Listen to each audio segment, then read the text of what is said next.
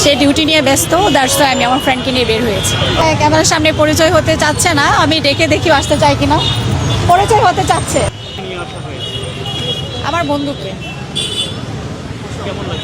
হ্যাঁ, খুব ভালো লাগছে, কারণ মাত্রই আসলাম, এসে আপনাদের সাথেও দেখা হয়ে গেল, আর এসে ফুল কিনলাম, ফুল কিনে মাথায় দিলাম, আর আমার বন্ধুর সাথে এসেছি। আমার খুব ভালো লাগছে, আর সব কিছু পরিস্থিতি সুস্থই মনে হচ্ছে, তো আশা করি দিনটি ভালো কাটবে।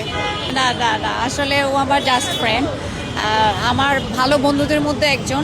তো হচ্ছে যে ভালো বন্ধুকে নিয়ে বের হওয়া যায়, যে আপনাকে সবসময় স্মরণ করে, এই তো। আমার কাছে ভালোবাসা বলতে আপনাকে যে কেয়ার করে, ভালোবাসে, পরিবারের সবাইকে নিয়েও আপনি বের হতে পারেন, বন্ধুকে নিয়েও।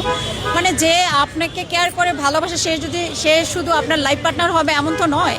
আসলে লাইফ পার্টনারকে নিয়েও বের হওয়া যায়, কিন্তু লাইফ পার্টনার যদি কাছে না থাকে, বা মনে হয় যে সে কোনো কাজে ব্যস্ত আছে, আপনি আপনার কাছের বন্ধু বা আপনার পরিবারকে নিয়েও বের হতে পারেন।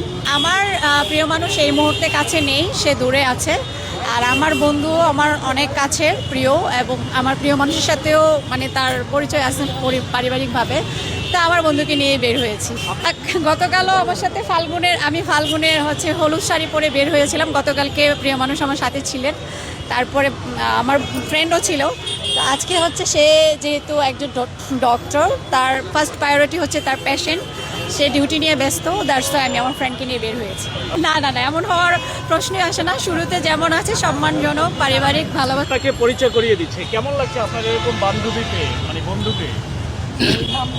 কেমন লাগছে এটা কোনো কথা না, ভালো লাগছে বলেই তো আজকে আসতে বেরোচ্ছি। ঠিক আছে, শুনেছি তার একজন প্রিয় মানুষ আছে, তিনি এখন এই মুহূর্তে ব্যস্ত ডিউটিতে। তার দুইজন প্রিয় মানুষ আছে, একজন তার হাজবেন্ড, আর দ্বিতীয়জন মনে হয় আমি। আরও একজন আছে, সেটা হচ্ছে আমার ছেলে। আমার ছেলেকেও প্রচণ্ড ভালোবাসে।